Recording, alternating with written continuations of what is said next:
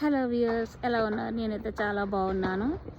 చాలా రోజుల నుంచి నేను వీడియో పోస్ట్ చేయాలనుకుంటున్నాను కానీ నాకు అస్సలు టైం అవ్వట్లేదు, అందుకే పోస్ట్ చేయలేకపోయాను.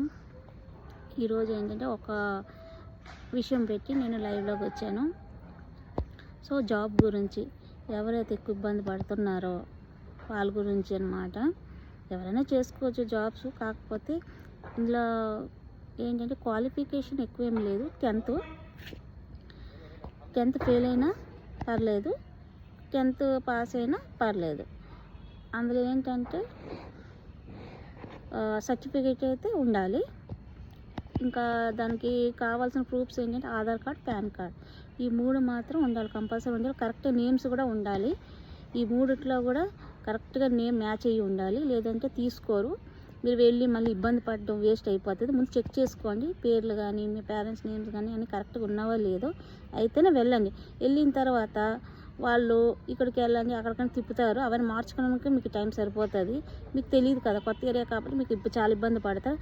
అదేదో ముందే కరెక్షన్ చేసుకొని వెళ్ళండి, ఓకేనా? ఏంటంటే ఇందులో బెనిఫిట్లు ఏమున్నాయంటే, ఫస్ట్ హాస్టల్.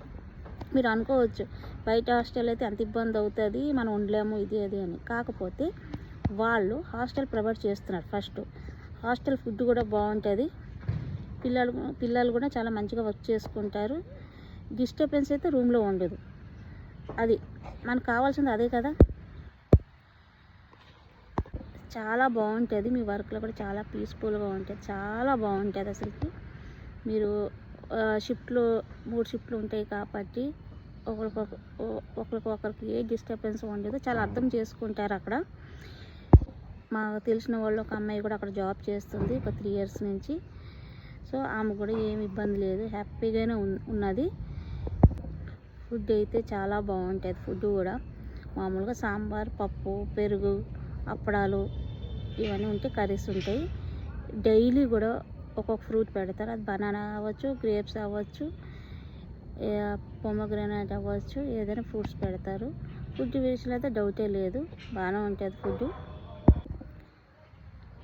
ఈ వీడియో అయితే లాస్ట్ వరకు చూడండి, స్కిప్ అయితే చెయ్యొద్దు, మీకు చాలా యూస్ఫుల్ ఉంటాయి. ఇది చూడండి గాయస్, చాలామంది చాలా ఇబ్బంది పడుతుంటారు. మనం ఒక్కొక్కరు హెల్ప్ చేస్తే వాళ్ళు కూడా మంచిగా ఉంటారు కదా.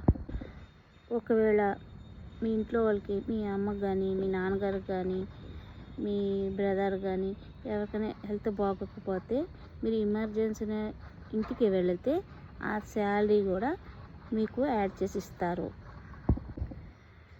ఇయర్లీ 2 times మీకు బోనస్ ఇస్తారు. ఇంకా ఈఎస్ఐపిఎఫ్